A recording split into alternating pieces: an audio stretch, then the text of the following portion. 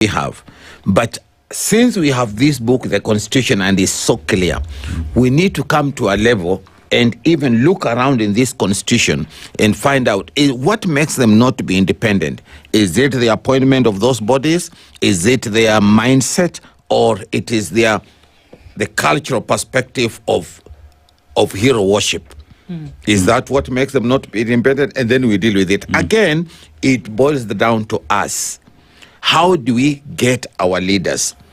Do we get our leaders from integrity, accountability, and meritocracy, or we get them from mediocrity, provided they belong to myself, they belong to ourselves, or how do we pick our leadership? Yeah. So we begin from how do we formulate those teams? How do we organize? How is our police system organized? How is the promotion gets placed? What am I expected to gain? And if we deal with those issues, then we'll go to independency. Because we can be independent, we can talk to have the I independent, and yet we depend on somebody outside to make a decision for us. So the question is, we need to come up as Kenyans, realize, how independent are we? Independent means I make my decisions without hero worship, without following without getting instruction from above or from the left or from the right. I'm independent, guided by the two books, either the Holy Book or the Constitution. Yeah. How does the government then come in as a good set of example? Why do I say that? Because today, as we speak, two of the individuals who have been summoned are cabinet secretaries, and cabinet secretaries have an appointing authority. And in terms of setting an example on what should be done and what must not be done, one would expect that the highest office in the land, or rather the appointing authority, would take some action, send people packing, summon them, warn them, in one way or the other. How does that level then failure to act lead to continuation of the ills that we continue to see? I think the question would be, how is that high level different from the person speaking? What's the difference? What's the difference between that high level and here? Is it just paperwork or it is mindset? Because we must develop a mindset where the high level means and the low level means and the middle level means. Are we different?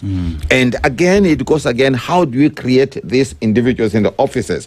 I want to tell you that we always have a responsibility to reorganize and organize, to listen to one another and say, this is what we want.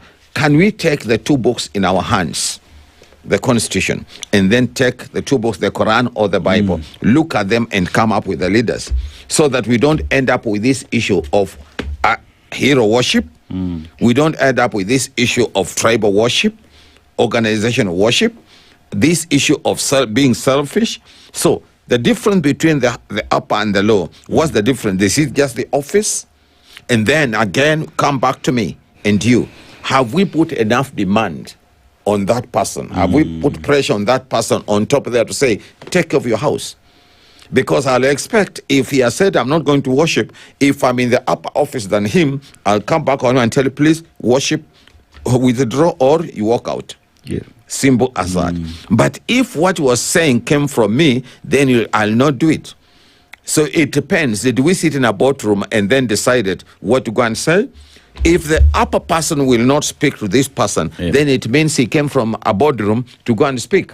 And so what are we supposed to do as Kenyans? Is to sit down, ask ourselves, what's the next cause? We have an answer when we have the ballot. So what if this person was appointed, obviously not to then remain independent or to be independent in the first place, who then, rules the pack, but to actually sing the song of the appointing authority? How do you then, you almost can't guarantee independence when somebody has been put in a position to push a particular agenda, as we have known has happened before.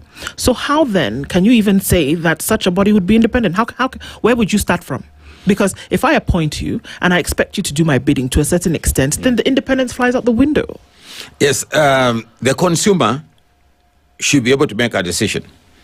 The consumer, who is me and you, need to make a decision, because I need to see the appointing authority, because the appointing authority was appointed by me. and then he goes ahead to appoint that one. So it is me to sit down and ask myself, is it possible I might have made a mistake?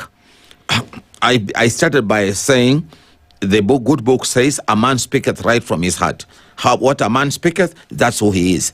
If a man sits down and structures blockers to go and gaslight other people, that person is not a leader.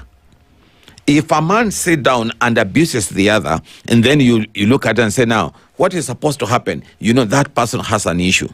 So, how independent is he going to be independent? He is going to be independent so long as me, the employer, is going to put some demands on him or her to say no to this and no to this. But again, it is me and you that celebrate these people when they are abusing one another.